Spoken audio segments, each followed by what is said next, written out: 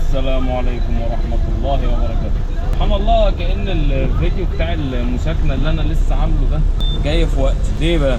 علشان يا سيدي الفاضل، احنا دلوقتي في وقت مولد السيد البدوي ومولد سيدي ابراهيم الدسوقي لسه جاي، ودي كلها يعني شعائر كلها تتبع الصوفية يعني. طيب انت دلوقتي يا سيدي، انا قلت ايه في الفيديو بتاع المساكنة؟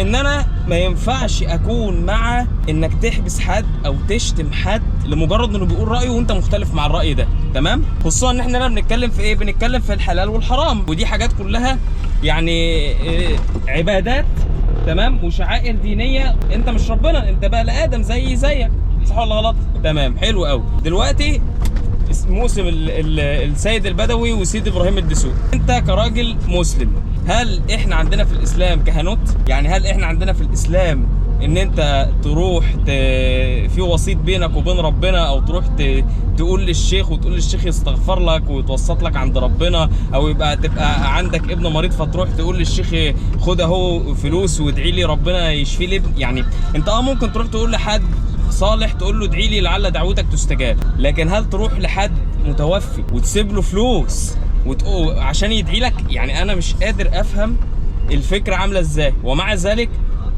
هم احرار، ما طالبناش بحبسهم، بالعكس ده الحكومه بتامنهم واحتفاليه الناس بتشارك فيها والناس فرحانه والناس مبسوطه، وتقريبا ما حدش بينتقد اللي هم بيعملوه ده الا قله قليله، والقله اللي بتنتقد ده بتتشتم عادي يعني.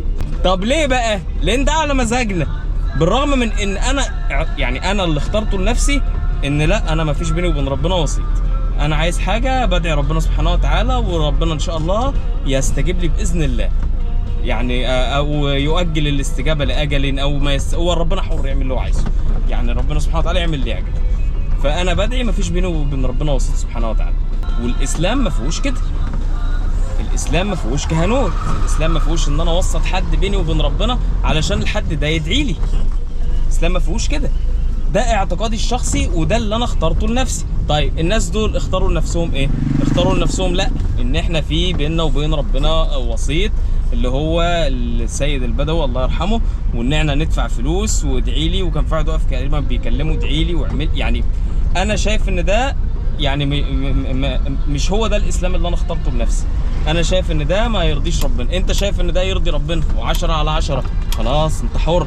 هل معنى بقى ان انت شايف كده ان انا اطلع اشتمك؟ يعني انا شفت انا اتكلمت عن ناس فيديو ازاي بكل ادب واحترام، هل معنى بقى ان انا مختلف معاهم ان انا اطلع اشتمهم واسب لهم واقول لهم انتوا كفره، انتوا مش عارف؟ هل ده يرضي ربنا؟ لو انا عملت كده هل ده يرضي ربنا؟ اطلاقا لا طبعا ما يرضيش ربنا. وده اللي انا قلته في الفيديو بتاع المساكنه.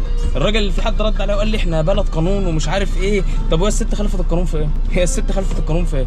والقانون بيحمي الناس بتحارب المحرمات حتى في الاماكن المغلقه، او قانون بيحارب المحرمات في الاماكن المغلقه. طب هي اماكن مغلقه انت هتعرف منين ان هي فيها محرمات من عدمه؟ يعني هتعرف منين وانت تيجي تقعد معاه في البيت؟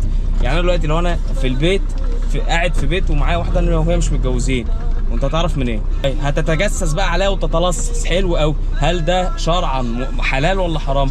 التجسس والتلصص ده حلال ولا حرام؟ حرام طبعا. فبص، يعني انت بص هتجيلي كده، هجيلك كده، هنلاقي ان انت فعلك هيبقى مخالف للشرع، تاكد يعني. وان انت تنصب نفسك على الناس ان انت اله، وان انت بقى ايه، ان انت ربنا، يعني انت بقى اللي بتحاسب الناس وانت اللي بتعمل، وانه اي حد يرتكب محرمات هيبقى ده دورك ان انت تحاربها. فانت الصراحه تبقى بتستعبط وبتهرج، خصوصا انه احنا مثلا هقول لك حاجه، احنا مثلا بعد كل عيد ايه اللي بيحصل قدام محلات الخمور؟ ايه اللي بيحصل انتوا شايفينه في الصور ده، عادي خالص، عادي خالص. طبعا ده حرام، وده انا رايي انه ما يرضيش ربنا، وده انا رايي انه تبقى انت طول رمضان بتصلي وبتعمل وتلاقي. طبعا يعني مش هقول ان في ناس تقول ايه يا عم هم دول بيصلوا ولا بينيلهم، انا ماليش دعوه، انا بتكلم على المظهر زي ما انت بتتكلم على المظهر، وبتكلم على المجتمع زي ما انت بتتكلم على المجتمع. ما هو ده مظهر في المجتمع بعد رمضان في كل عيد. ايه رايك بقى؟ حلو ولا وحش؟ وحش، انا شايفه وحش بصراحه، مش عاجبني. طيب ما بتنزلش بقى تحارب الناس اللي واقفه في الشارع ليه؟ لانه مش دورك. اتمنى تكون الفكره واصله. مش معنى ان انا بحترم راي الست انها تتكلم عن المساكنه، او ان اي حد انه يتكلم عن اي حاجه، ان انا الراي ده على مزاجي او الراي ده عاجبني. لا، الراي ده مش عاجبني والراي ده مش على مزاجي، بس انا مش هنزل احارب الناس مش دوري ان انا احارب الناس، احاربهم فكريا انما احاربهم جسديا لا طبعا. اطلع اشتمهم يبقى انا كده يعني خدت ذنوب وعملت الشيطان.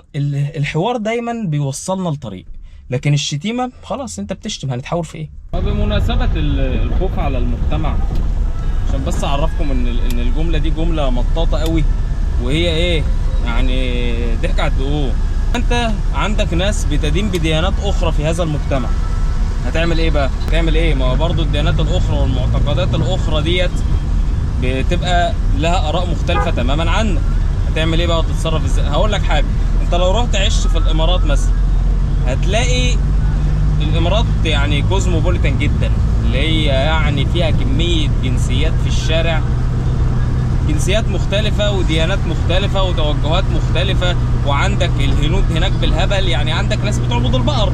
انا بقولش ان هم بيجيبوا البقر يعبدوه في الامارات، انا ما اعرفش، لكن انا اقصد ان في توجهات فكرية مختلفة، ومؤكد ان الناس دي بيعبروا عن ديانتهم باي شكل من الاشكال.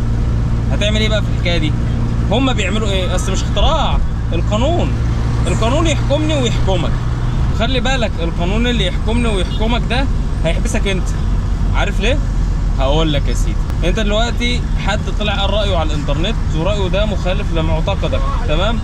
رحت انت جاي ماسكه هريش تيم، لو راح قدم ضدك بلاغ في مباحث الانترنت والمحكمه الاقتصاديه والكلام اللي انت بتقوله ده، انت اللي هتتحبس مش هو. هو الراجل قال رايه، تتفق معاه تختلف معاه عادي، انت طلعت شتمته. نهدى على بعض شويه يا جماعه ونبطل نفش غلنا في بعض. احنا بس بنستسهل فش غلنا في بعض ليه؟ لان دي معارك امنه، دي معارك امنه، فاهم ازاي؟ احنا ما بنفش غلنا في بعض. انما مثلا يعني هقول لك حاجه، رئيس الوزراء صرح في زياده البنزين انه زياده البنزين دي خلاص لمده سنه مفيش زيادات بنزين والاسعار هتستقر لمده سنه. عمرو اديب انا اتفرجت على الحلقه بتاعته السنه اللي فاتت، رئيس الوزراء قال ايه؟ قال ان لو البنزين استقر عند سعر ال 74 تقريبا، يعني ده كان ده الرقم، فمش هيبقى في اي زيادات في البنزين في سنه 2025. البنزين ما استقرش، البنزين رخص والبنزين زاد السنه دي مرتين. ايه رايك بقى؟ اهي معركه اهي، بس دي معركه غير امنه، دي معركه خطيره، فاهم ازاي؟ فانت مش هتخش المعركه دي، هتخاف ان دي معركه غير امنه. لكن احنا بنتشطر على بعض بس، احنا بنتشطر على بعض بس. السلام عليكم.